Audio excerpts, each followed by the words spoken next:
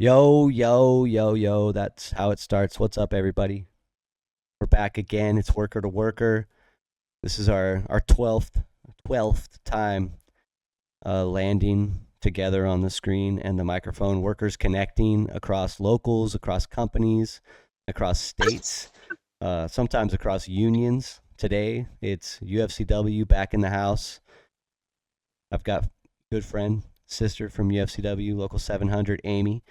She has circled back to discuss some of the issues that we've faced in our locals. We talked about it back on episode 9. You can go check it out.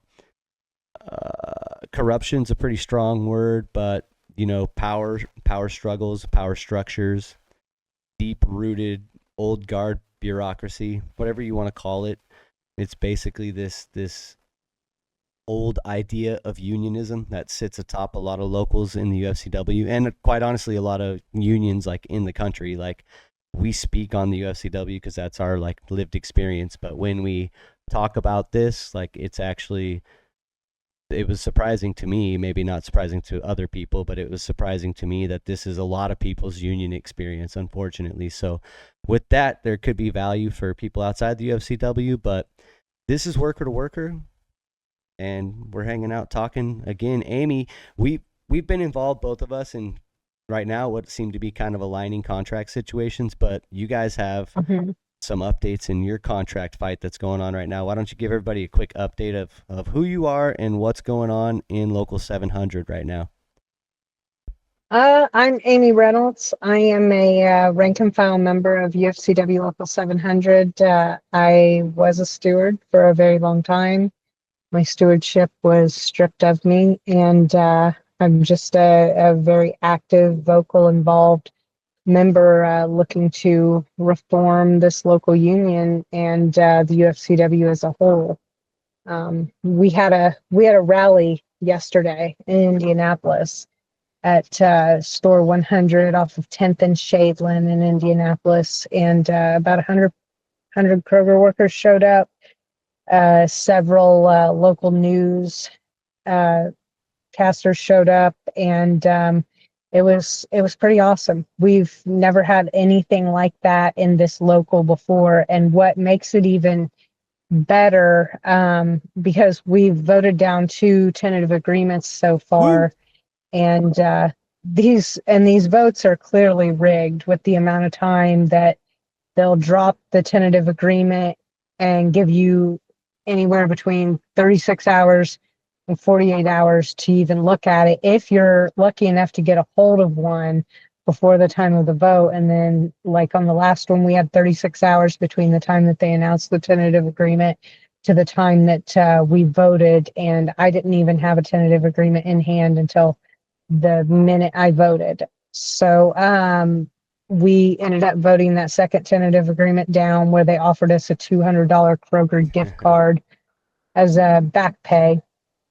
And just it's a huge concessionary contract full of bullshit that you know we shouldn't even be offered. It's these contracts that we know aren't good for us are being fully recommended not only by Kroger, but by Local 700 leadership in the bargaining committee. And that bargaining committee, most of those members have been on there for 10, 15, 20 years. And so the result of the same people being on there and no transparency and closed bargaining and the ground rules that they agree to and the backwards bullshit, is you end up with just concessionary contract after concessionary contract being handed to you and shoved down your throat, and a lot of gaslighting of the membership from staff and reps, where they will say, hey, you can't afford to go on strike. You may be going out on strike as early as Saturday, the day after you vote this contract down, just so you know. And I think we've done a pretty good job diffusing that. Yeah. We've done such a good job of diffusing that even the company printed out a statement, like on their frequently asked questions thing, saying that there's no threat of a work stoppage, because they know there's not. Strikes take months in advance to prepare for.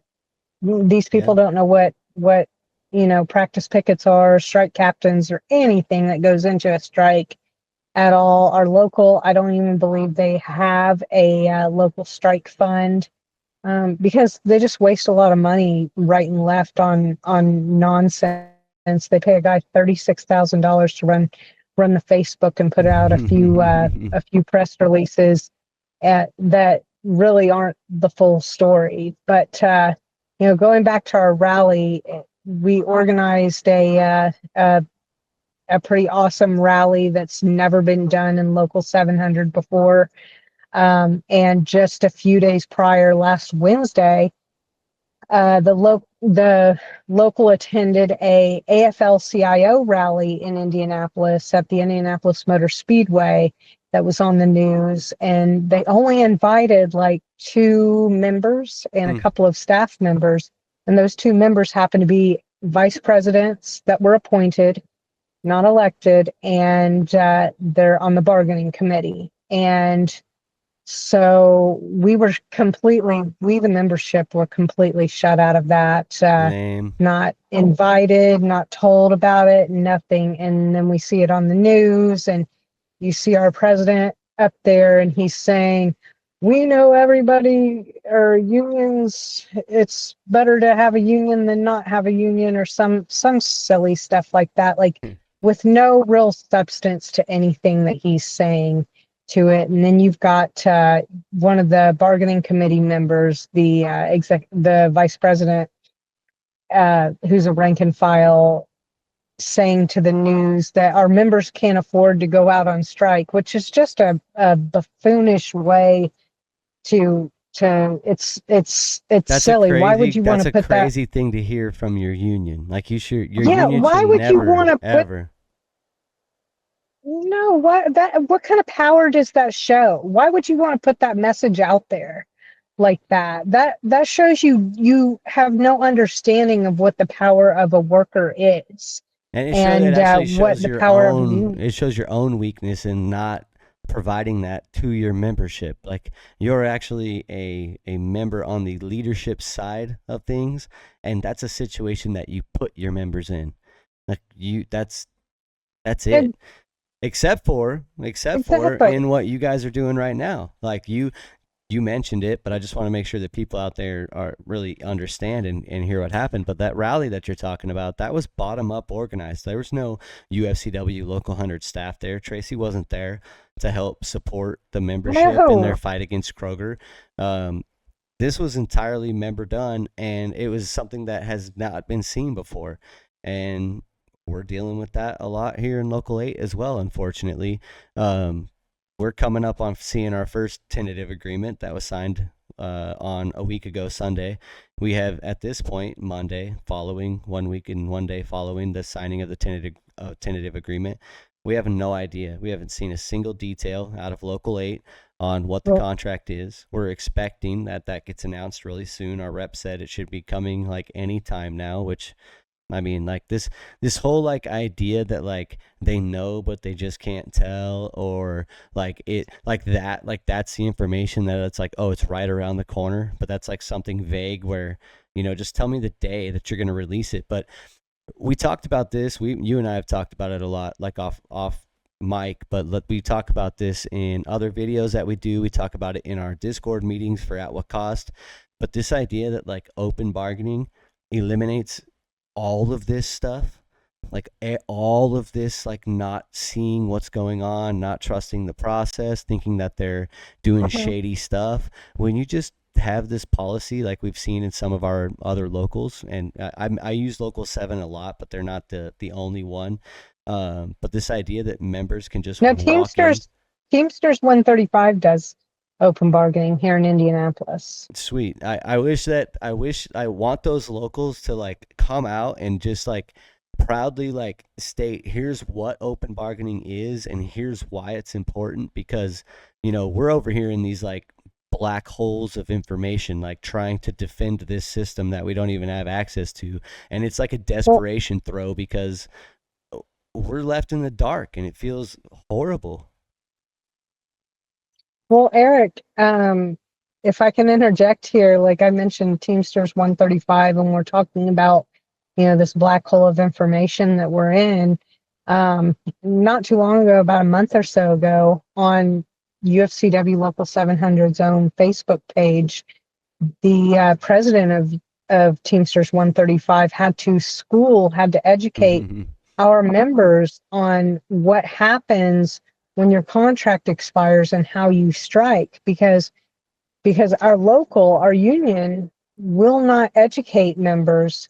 They like to keep them in the dark. And, I just thought, like, what an embarrassment it must be to our leadership to have someone who is a true leader from a from a from a strong union, who has proven himself to be a strong leader and a reformer. What a embarrassment that is, to have him schooling your members and doing your work for you. And then on top of that, when you look at what we did the other day, that should be an embarrassment to our local as well, because they're not doing any of that work. And then they come out with a statement today and telling us they have a survey with all of these things, like, check mark if you'll go to a rally, if you'll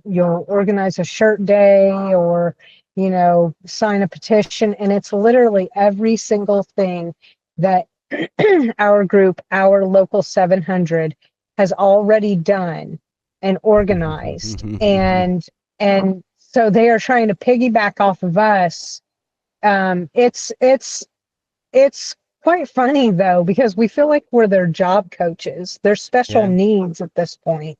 Well, let's And throw it out. Let's throw it out they to people that are listening. Let's throw it out to people that are listening right now, because I think that we hear it in At What Cost all the time when we go around to stores, when people join in on the Facebook page and stuff. And I'm sure you guys are getting the same response from your coworkers as your reform group, our local 700, is it's appreciation from the members that you are becoming this source of information, this source of education, this access point where people can get in touch and connected with their union.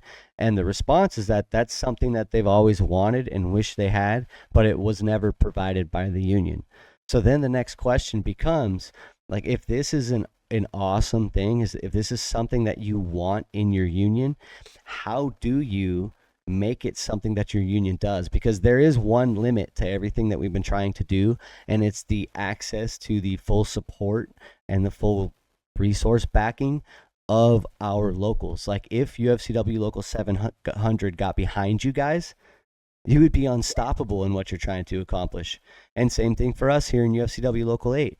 The amount of energy that was coming out of At What Cost as we moved into this strike vote, like you just said with the rally that you guys organized, that's an energy that's like unseen in our union. People who have been in the local for a long time are speaking on it like people who spoke on COVID when it hit the country. It's like, oh man, I've never seen anything like that before. That's what's happening right now.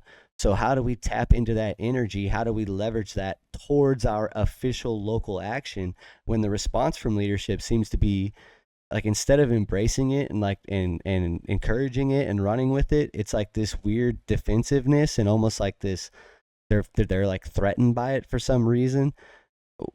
How do we break that through? They're heavily threatened by us, by anybody that challenges the status quo. And they believe that we, the membership, are uneducated and ignorant. And they believe that we don't understand what they're doing, or that we're dumb, essentially. So let me what a turn of events for us to be schooling them on how to be a union. Yeah, that's what I was just because they gonna have say. no clue. I don't think that like being uneducated and being dumb are two different things. And I think that you're totally right. Like, there's a lack of access to information that, like, we don't know what we don't know. And as soon as those floodgates open and people start understanding it on a different level, they do things like what you guys did and hold that rally. And membership starts learning about things like the process of negotiations and bargaining. And once you become aware of that, and then you shine that light on the way that we do things, that status quo that you refer to, it seems like this can't stay. We can't keep doing this like this. This is not in benefit of the membership. And that's got to be their greatest fear. Yeah, I mean, they want to continue the status quo. And every time that we challenge what they're doing, when we have a success, like the rally that we've had, the petitions, any kind of pressure that we put on them, they just sort of piggyback off of us because they don't really know what to do. They don't know how to lead a union. They're managing. And I've worked with a lot of managers over the years working for Kroger. I know the difference between managing and leading. I don't see a vision from this local union. I see a lot of just managing and trying to control the narrative with what is going on. They they put out a story, like a news, a press release. I guess it was about a month ago after the second tentative agreement failed, and their communications guy that they pay $36,000 a year to put this stuff out called us these people in the story. Didn't even quote us, nothing, and you're calling us these people, not our members, the members, just these people. Like, we're just some second, third class citizen to them, and it's just it's a detriment to our members the way that we've been treated. But that's why we have to rise up against it and above it, for our own good. Yeah. And we have to take control of what's going on, because it is an old guard system of an old way of doing things that just isn't going to change. It's a corrupt way of doing things. This union, I would say the UFCW as a whole, our local union, our local, like, UFCW Local 700, they're the equivalent to a third party. Yeah. People believe that their union is basically a lawyer for them, and that's not what unions are at all. Unions are workers coming together to advance their interests, and that is the simplest definition, period, of what a union is, and that is what we are doing right now. It's not staff, it's not leadership, it's not the reps. It has nothing to do with them. It's all about us. Yeah. And I think important. I've come up with a simple test to find out if your union is a third party. I agree with you 1,000%. Local 8's complete third party, and it's when you're talking about your union, do you reference it as a they or a we? If it's a we, you're fully integrated. You have ownership of your union. You belong to it. It's a we. If it's third party, if it's in a separate entity, then you refer to your union as they. And we are currently in that situation where leadership is definitely a they. We've been going at this for 1 year. At What Cost has rolled around the calendar for a full calendar year, and we've had 5 years worth of general membership meetings, the equivalent of 5 years worth of general membership meetings in that 1 year. And through that, like access to education and activation, we've become way more involved in our union. But our union has still not recognized any of us, has not spoken to any of us, has not asked us who we are, what we believe in, why we're there, what we're trying to accomplish, how we would like to get involved. They haven't opened the doors. They haven't invited us to participate. We've just been there. And when I say just us, I mean that. When we go to the general membership meetings, there is 0 other members there. The only members there are members from At What Cost, our reform group. That is on purpose. They've created that environment. That's the environment they want to live in. And they're not, when I say there are nightmares happening before their eyes, now there's members in there, enough members to outvote them in a majority to start making positive changes in the union through the processes that exist within our bylaws, whether it's changes to our bylaws, whether it's proposals or amendments to our bylaws, or actually participating in our elections or our contract ratifications. In your local, their greatest fear is that enough members go to vote that the people that they can convince to vote their way get outnumbered. And that's what's happened twice. And that's them losing control. It's one of the risks that you take when you allow your membership to become uneducated and you allow them to not participate, and you don't push these ideas that like our strength comes from us, from the rank and file, knowing what's going on and knowing what they're doing. When you let that slip and you become a business union that you're just managing from the top, all of your strength, which is the strength of a strike, is fake. It's not real. I think the same thing happened to us where you guys are like, hey, we're not calling a strike. He's too scared to call a strike. We're nowhere near prepared to call a strike. I feel the same way now on the other side of Jacques Laval's 2 midnight deadlines that Safeway called his bluff right on and said, you're not going to do anything at midnight. And lo and behold, he didn't. 2 times, not once, but twice. So when we go to vote on this contract and our union think about that rhetoric shift, right? They geared us up and primed us up for a midnight strike. They had us so wound up, like this thing is coming. We are so far apart. You guys need to be ready. We went and made picket signs. We had picket captains. None of them were trained. No one knew what they were doing. We, as At What Cost, were coordinating with businesses around the stores where the bathrooms were going to be, how we were going to have access to restrooms. We were figuring that stuff all out on ourselves. Zero union, which tells you the strike probably wasn't going to happen, right? Like hindsight 2020. Yeah. But at the same time, we were not going to put our guard down. We were not going to show the company that we weren't ready to fight.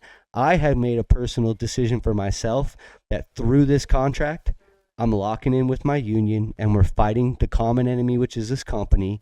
And on the other side of it, I'll get back to work trying to fix the way my union operates. But like trying to bust open bargaining in the middle of like, midnight closed door drama sessions with rich dudes that probably weren't even in the room. That wasn't the time, right? So we just fired it up, dude. We got ready to roll. We were all ready to strike, and then midnight came and went. He bluffed twice. We didn't strike. He signed an agreement. What's the agreement? Nobody can know. These things are complicated. It's like, dude, this is not the way that we do things. And you know what I think now, looking back, is like the reason that you don't show a contract with $3.60 in raises over the life of the contract to people that are primed up and ready to strike and about to like blow their fuse like a volcano is because all that heat comes at you. The second you pop that can, it's like getting sprayed all over your own face. And so I think they had to like, there's no like telling you like today because everybody's so wound up. We need to wait like a week for like something crazy to happen on TikTok to like wash this out of your brain so that we can then like, re-hit you once you've had an emotional reset. And for us, it's been, no, stay locked in, stay pissed off that you don't see the details. Once you get the details, scrutinize the hell out of it because something's not right. Like you broke a bunch of SoCal stores off of their bargaining in SoCal because you said you can get a better deal for all of us. And now we're seeing $3.60 when SoCal got $3.70. So, and then my rep's like, yeah, we can't tell you the details because this telephone game starts where you start spreading misinformation. And my response to that is that at least you give the real information first, and then that's what spreads and gets twisted. Right now, the only thing that's spreading and getting twisted is all of our guesses off of all these leaks that are coming out from the locals around us. And that's another question to ask. When you've got local staff that are leaking out these documents, like you got holes in your own ship, bro. Like there's people that work for you that disagree with the way that you're operating. And I shout out to them real quick. Solidarity. Thank you for respect to the membership. Get the information to the people.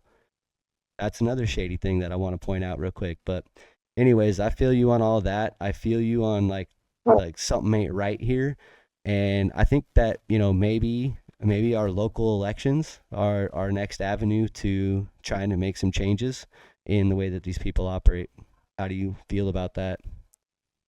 I think there are a lot of avenues to change the way things go in these locals. I see a lot that can be done, a lot more than what I think some other people think can be done. And like going back to the lack of transparency and stuff that we were talking about a minute ago. Um, so ground rules, and I'm sure you've heard of ground rules that the locals agree to, that the union agrees to. Those Boo. legally don't have to be agreed to. That's not they're not required in bargaining. And I was talking to somebody yesterday that they were referencing the movie Butch Cassidy and the Sundance Kid. And I've never really watched it, but they said there's a fight in the movie, and I may be getting this wrong, between some big guy and Paul Newman's character, and someone says, "Wait, we got to get the ground rules set." And basically, what they were trying to tell me is that ground rules are there to keep the powerful in power, to take your power away from you. So ground rules only take the membership's power away, and it leaves the leadership of the union and leadership of the company with all of the power, and it's a disservice to the membership, because when you're agreeing to not being transparent and keeping members in the dark, it does nothing for us. I will And say that I will if point to anything, that. I will point to those real quick, those ground rules, and also the lies around the federal mediators, mhm. forcing things like delays to the strike. When the union complains about misinformation and lies getting spread around, maybe they need to think about the lies that come out of their own mouths. Those ground rules, like, Yeah, hey, damn right. members can't come in because we have ground rules. That's garbage. And then the federal mediator delayed the strike. You can't piss off the federal mediator. That was regurgitated by all the reps in the middle of our two strike deadlines, and both of those What are federal complete lies. mediators? They were all fired by the Trump administration. We had one There are no apparently. federal mediators out there. Don't call them a federal mediator if you've got a mediator. Tell us what they really are. They're a third party that you brought in and shared the cost with the company for, not a federal mediator. There are no federal mediators left. That agency was essentially shut down by the Trump administration. So I don't want to hear we got a federal mediator. And when we had a federal mediator, when I was on the bargaining committee, the guy just came in, did a little presentation, said, "If you need anything, I'll be out in the hallway." And he went out in the hallway, and I went to go use the restroom, and there he was snoozing. And Yeah, so they don't have any I don't want to power. They hear, don't have any power. They don't have any no. jurisdiction. It's a when they say we got FMCS, Federal Mediation Conciliatory Services, in negotiations, that is used to gaslight the members into thinking that, oh shit, things are getting serious now. They're using big words like that. 100%. And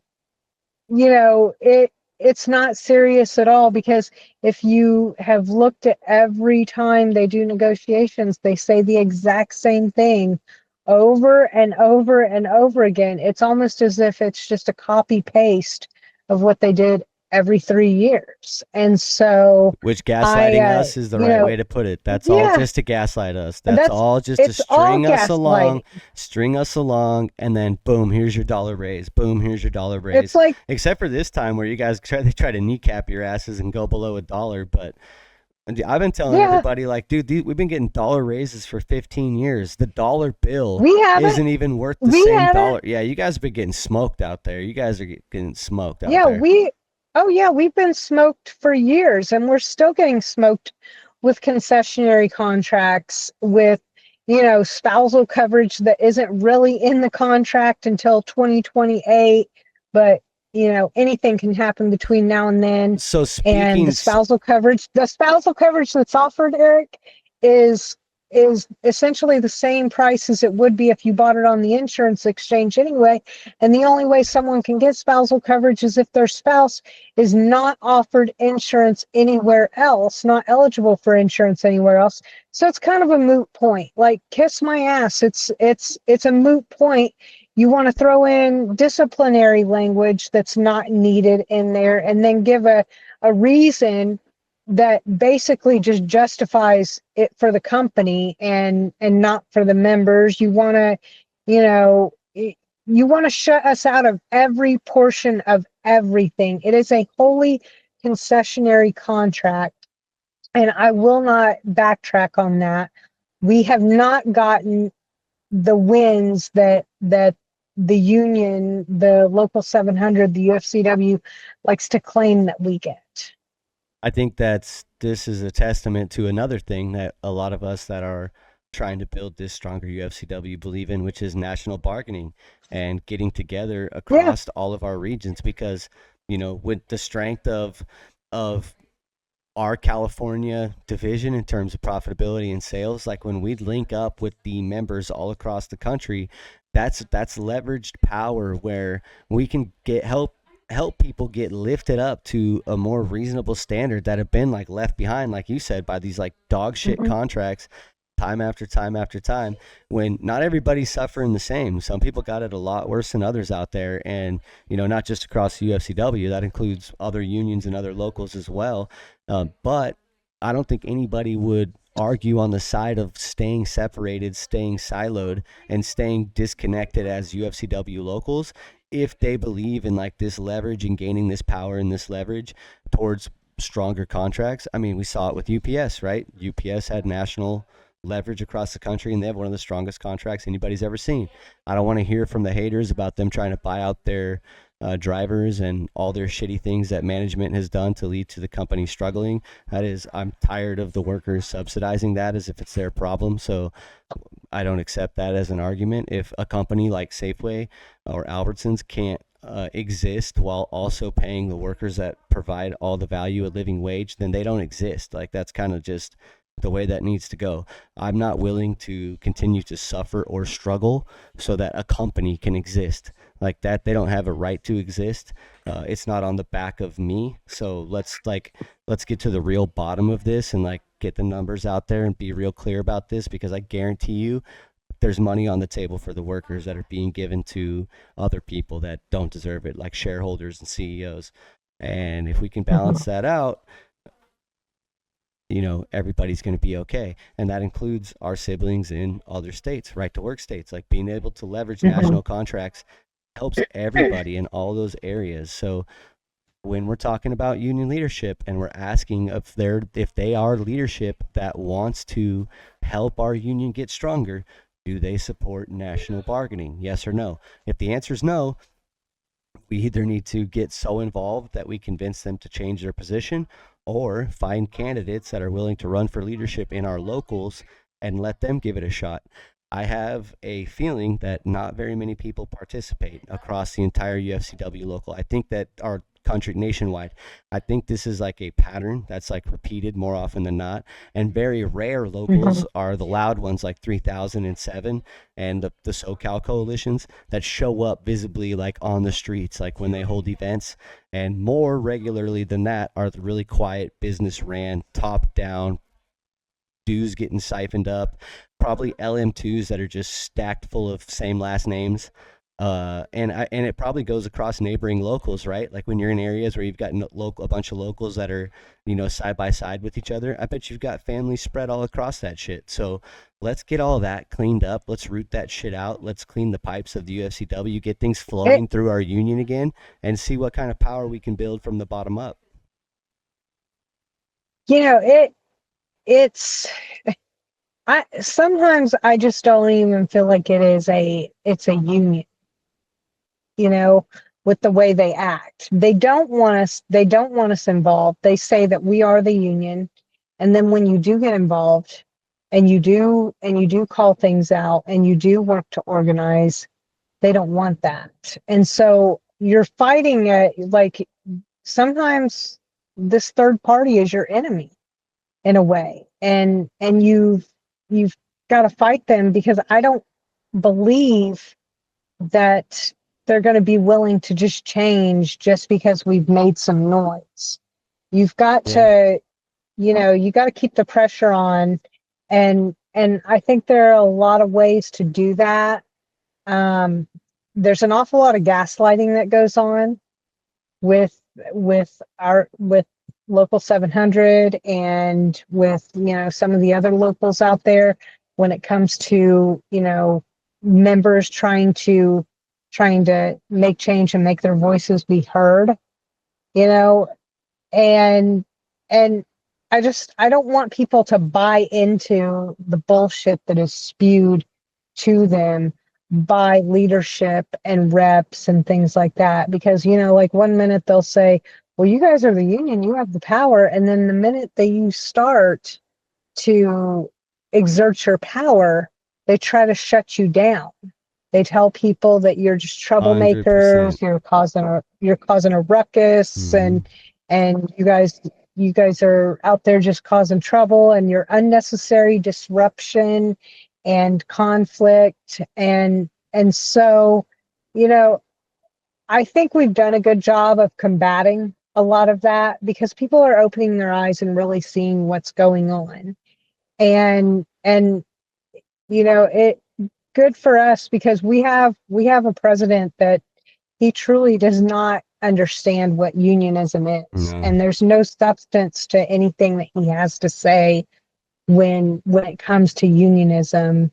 And it's really doing a disservice to these members who are out there, wanting better contracts and wanting the education, and wanting their voices to be heard.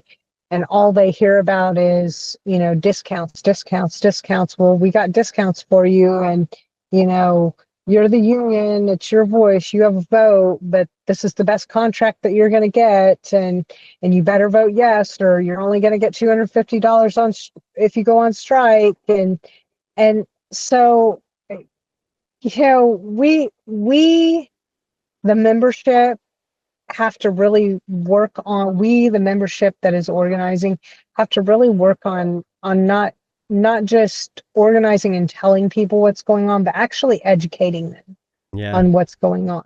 Yeah, and And encouraging them to get involved. I mean, there's one thing that we yeah. noticed here in At What Cost, which was like, because we're so conditioned to this service model, that we just basically were replacing it, like, unintentionally. Like, it Mhm. became this like question and answer center where people would pop in, ask questions, and then disappear.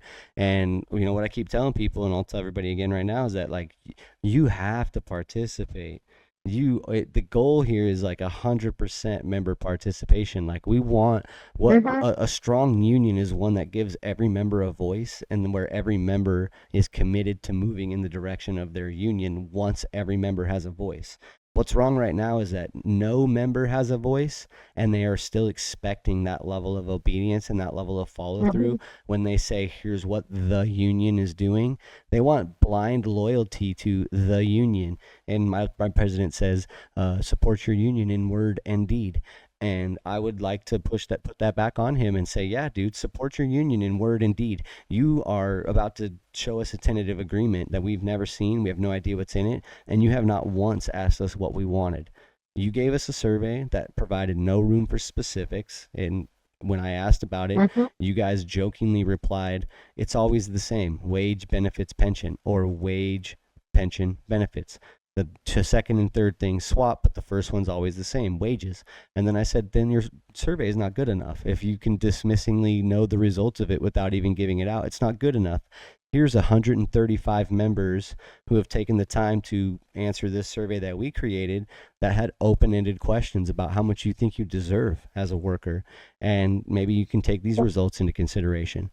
I was told that those results were taken into consideration, but if 360 is what you're coming back with, they were not, because what the members who took that survey said they deserved was a 30% raise today.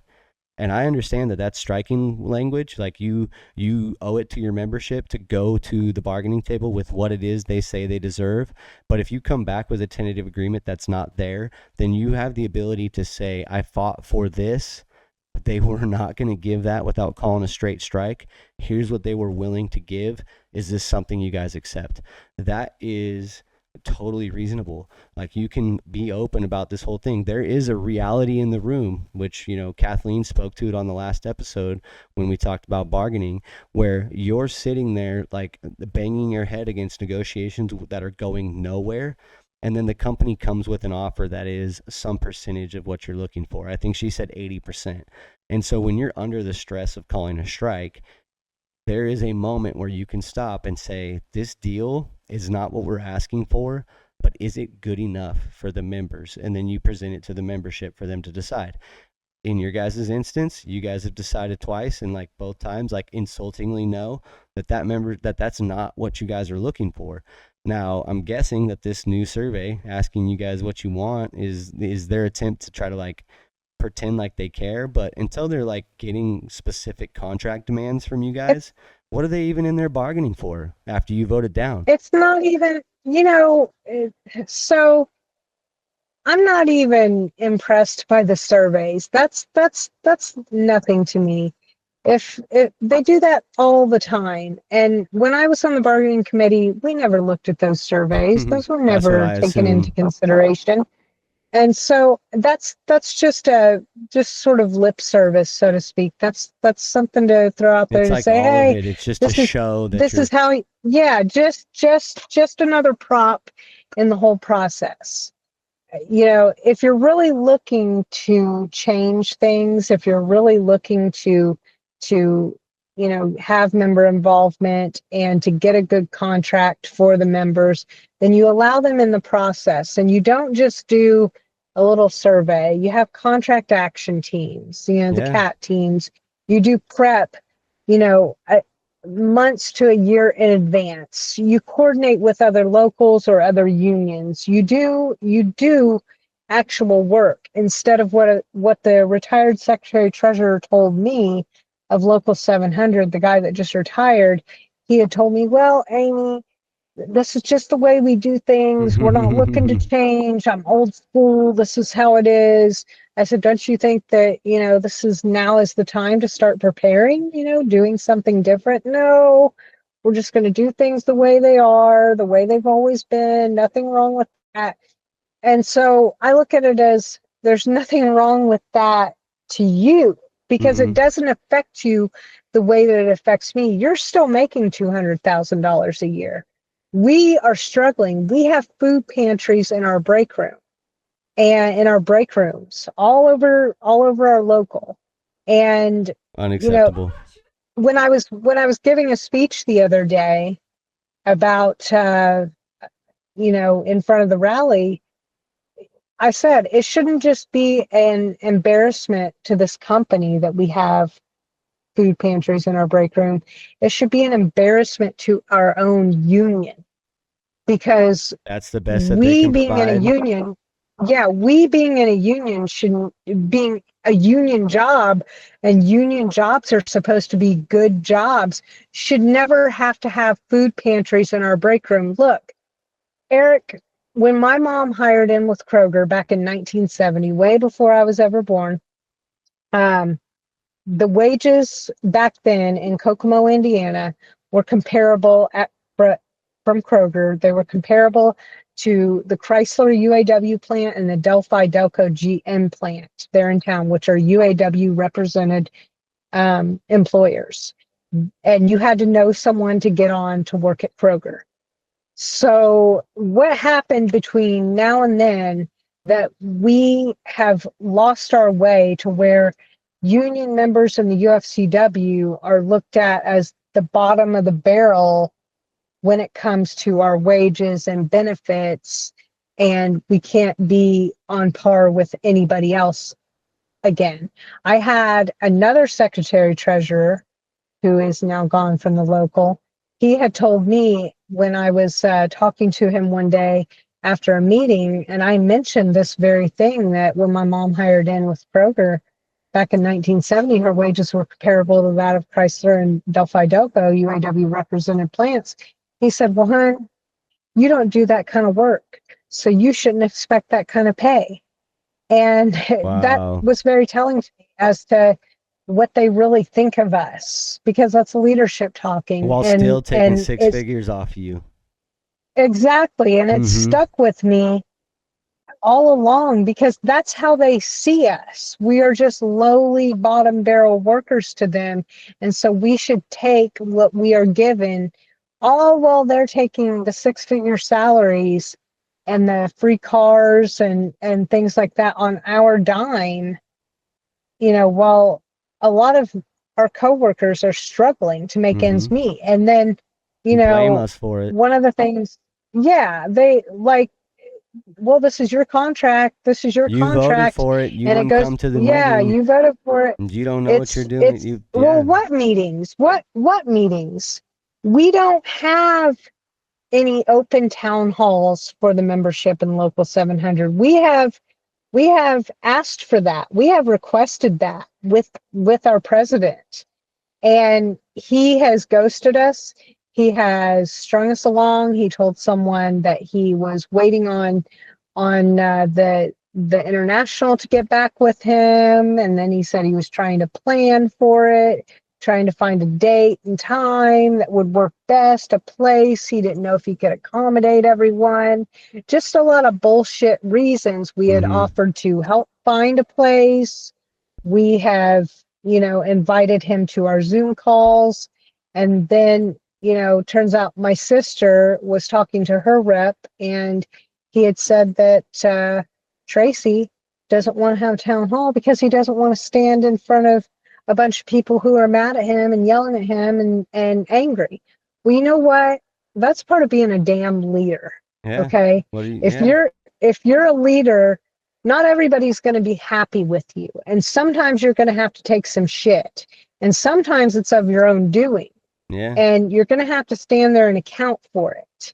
It's kind of like, if you can't stand the heat, then get out of the kitchen. What kind of leader hides behind, one or two members on Facebook and has them put their message out? What kind Yeah. of member or what kind of leader has to hide behind people on Facebook and have them, post questions and answers from the membership instead of standing in front of the entirety of the membership themselves, the same way that congressmen and women do? You know, it, I would say my it's a president coward. has It's my cowardice. president has not stood before us in person, but my God, was he pumping out videos through the strike weekend? We We haven't we seen don't. him so much, dude.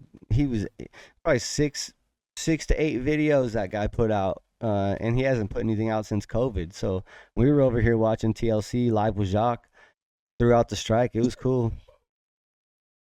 We haven't seen any Facebook lives from our president. We Tracy, haven't. where are you?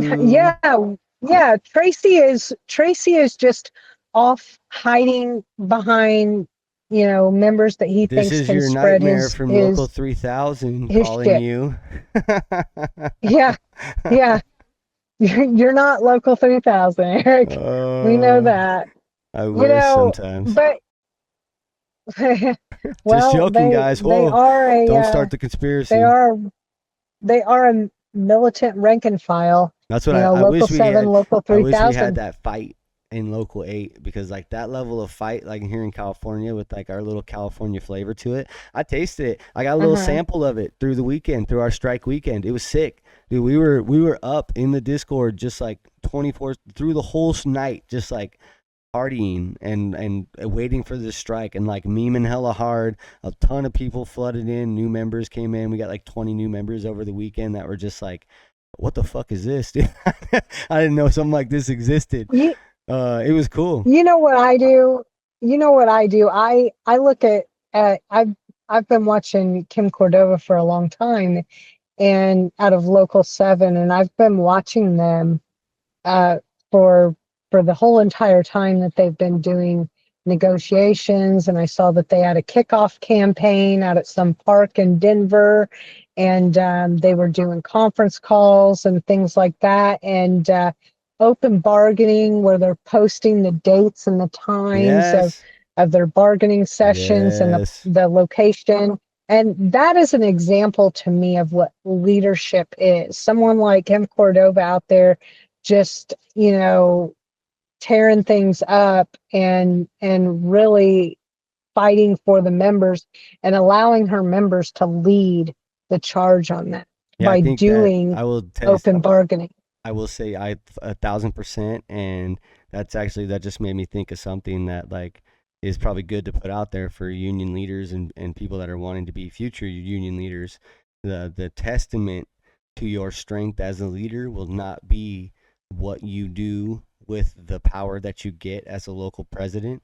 It will be how you take that power and spread it out amongst your members and make sure that it How you exists empower in your own every members. one of your members. Because I will say, like, that's the funny thing is like when people go, dude, why is Denver always on strike? Why is Local 7 always on strike? And it's like because their members are involved in leadership from the top to the bottom. So when you Mm-hmm. start feeling in your body like you should be on strike, like this is really messed up, we need to go on strike, Denver's already on strike. They've been on strike. That's what would happen if your voice was in the room. You would be saying that, and there would be a majority of us saying it. So then we would do the thing. That's why they seem so aggressive and out there, is because they do what we feel like needs to be done. And there's no the pathway is paved for them to have that empowerment, and that's the missing link. And so, I think participation is number one. We all need to get involved and active and participate. We need to Mm-hmm. educate ourselves to feel confident in participating and speaking, with what we believe to be important for the future of our union, and stand by that together as a group. And then we need to do it. We need to do the thing. We need to move in the direction that we say we're going to move in, and we need to do it together. And part of that's connecting with each other like we are right now across locals and across companies. I work Yeah. for Albertsons, you work for Kroger, but very obvious over the course of our conversation that not only are our work struggles the same, but a lot of our union bureaucracy struggles are the same too, which means that we have even more in common, not just a shitty job, but shitty local leadership that doesn't seem to want to acknowledge the will of its membership.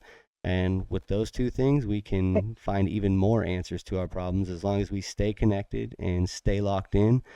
Let's wrap this thing up. Can you say something really profound and impactful to everybody who made it this far into our conversation? No pressure. Not from you, right? Not from you. It's important to open your eyes and not look through rose-colored glasses at what leadership is doing, and stand your ground and stand up and be fearless in what you're doing. You're uh, you're you're only going to be more powerful and build your confidence the more you stand up and stand your ground. And when you do it, when one person does it, then others tend to fall in line when they see that there's one person out there that can do it. Then there'll be another one and another one and another one, and soon you'll build something that you didn't think was possible before, like having a rally that's never been had in your local, that was completely bottom up organized without any involvement from Tracy Bartak Yeah, baby. or any of UFCW Local 700 at all. And they didn't show up. They were invited. But I think that we have made a lot of headway, and Dude, we're imagine going to having keep a moving rally along. with the news conference at the rally in your Oh own yeah, local yeah. that you're not even at or a part of because you have too much pride and you're too stubborn to engage with your membership, with your most active body But of your membership. That is embarrassing. well, but the membership wasn't even invited to the rally that they went to on last Wednesday. So, I They mean, don't even they extend the completely, same grace to you that you extended to them, which was, no, and you know not at what, all. Not at all. I complained about them never engaging with us. I do want to make it very clear that they've been invited into every aspect of At What Cost. We would love for UFCW staff members to come in and get involved and help us with what it is that we're trying to do, from a genuine perspective, like, not in here as a spy like they currently are. which is fine. I don't. That's how you get to copy us and do everything. It's cool. I don't mind it at all. When you do the things that we are asking to do, it takes a lot of pressure and a lot of burden off of us of having to like do our jobs and yours. It's super cool anytime that you see what we're doing as a threat and take it as a opportunity to do your own job. Please continue to do that. You're an inspiration to us all. You have to, sometimes you have to be a job coach to your union leadership and staff, because they really have no clue what it is to be a union. In their defense, they haven't had to do it for 30 years. No, well, they've never had to do it since the inception of the UFCW, and that's their way, and it's got to change, and we're headed in that direction of changing the way things are done. They're copying us at every corner. They start copying us, and imitation is flattery, like one of our members, David Frederick, said. It is flattery, and then on the flip side, it's just insulting, because they haven't done shit. No. And that's the and I know I've thrown some expletives out there, but it's expletive worthy when I say that they really haven't done the work that has been needed to be done in order for us to be this empowered. We did it all on our own, and we're going to continue to do it. And we support other local union members and other locals like yourself, Eric, that are fighting the good fight and doing those things, because we're not going to be gaslit anymore.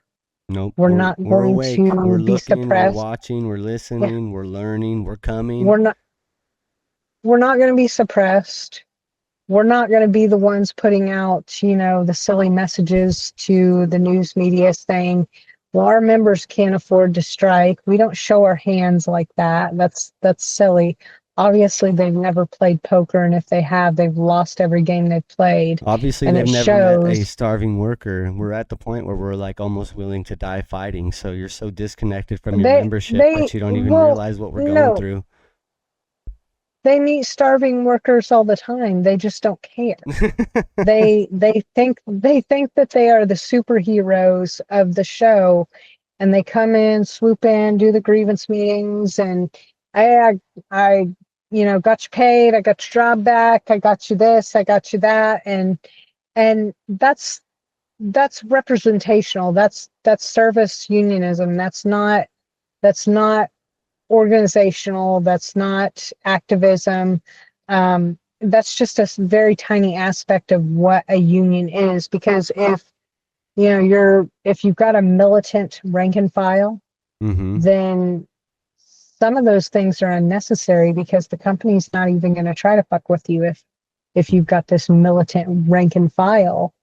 There's definitely back. a reason that the company pushed through 2 midnight deadlines without fear, and it's not something that I want to be a part of, honestly. Yeah. That's weak as fuck. So, or heck. Yeah, there's a reason that Kroger, my company, put out a statement that says there's no threat of a work stoppage. So they and then a few days later, UFCW Local 700 leadership confirmed it, and confirmed it on local television at a rally for the AFL-CIO, and so if you can't lead a union, then what are you doing? I mean, that's not leadership, to show your hand and to say, oh, there's not going to be any work stoppage. Please support Kroger. Please support our workers. Please shop there. Don't stop shopping there. And that almost just sounds like that just sounds like pandering to the company. Seriously, why wouldn't you say, hey, they're disrespecting our workers until they give us a fair contract, shop somewhere else? That's what's actually happening in SoCal right now. SoCal's actually boycotting the Stater Brothers right now. Why wouldn't you say, a lot of our members can't even afford to shop where they work, which is the truth. Yeah, I said Rather that. than begging people to shop there Seriously, and line the please support profits. them and please support yeah, what are Come on. you getting out of it? Yeah, Why would you say that? you know. That it just sounds, it sounds so asinine to say something like that. And it's just complete buffoonery, I I think it's swear a to good. God. I think it's a good place to close it out with that, and it's that this Yeah, idea that like here we are having to just say like what it looks like when you do these things that we can see. And the flip side of that is that there's way more that we can't see. And I've started saying it and I'm going to keep saying it. But when you don't allow for transparency, you invite conspiracy. Conspiracy is what comes out of a lack of transparency. If you don't want conspiracy, if you don't want people thinking that you're behind closed doors exchanging money from one pocket to the other, then open the doors and let us in the room. It's that simple. There's no reason for us to believe that you're doing things on the up and up when you are like have this death grip on the way that you're currently doing it, which invites all this conspiracy. And in your mind, it might just be like, yeah, who cares? Conspiracy theory all you want. You'll never know what's really happening, and that's how I maintain my power. We're coming. You've heard it here from two members on 2,000 miles apart. Don't think this is stopping. Don't think this is going away. If they haven't been nope. able to take Amy out now, there's no way they're going to get me. I'm learning from her every single day. How'd you survive 20 years of this fight, girl? That's what I got to figure out because I just started my fight, so I need her skills. Workers are connecting, they're sharing knowledge, they're sharing information, they're sharing ideas, and through that, they're becoming more powerful union members than we've ever been in the UFCW. Is that embarrassing for our leadership? Yes. Is that going to be a good thing for the future of our union? Also, yes. So let's ride this ride out together. We're wrapping it up. This is episode 12 of Worker to Worker. The duck keeps on quacking, right? These union It may bureaucrats. quack again, Eric. It may quack again because what we haven't talked about is the way that you like to attack legally against breaking the law, and that's a whole nother arm we can use to fight bad bureaucrats. But right now, we're going to fight them with active militancy and just basically becoming the union that they refuse to become themselves. Because at the end of the day, we are the union. The rank and file members are the union. If we decide that we're not going to accept a contract in California unless it includes gains for our brothers and sisters in Indiana, guess what? We have the power to not work if that's what we're going to do. So we just need to keep building to that point, and we will find a way to do it. And with that, Sister Amy, I appreciate you hanging out with me. Do you have any last words? We're closing it out. I know I already said that once, but It was great talking to you, Eric. Maybe the duck will quack again. oh, it will. We'll circle back. Tell everybody, tell all your friends, brothers, sisters, siblings in 700 that we see you guys in 8. We appreciate the inspiration on the 2 no votes. We've got a vote coming up ourselves. All we want is fair contracts, guys. Is that too much to ask for? Well, we want fair contracts, open bargaining, transparency, full transparency, town halls, and leadership that knows what they're doing.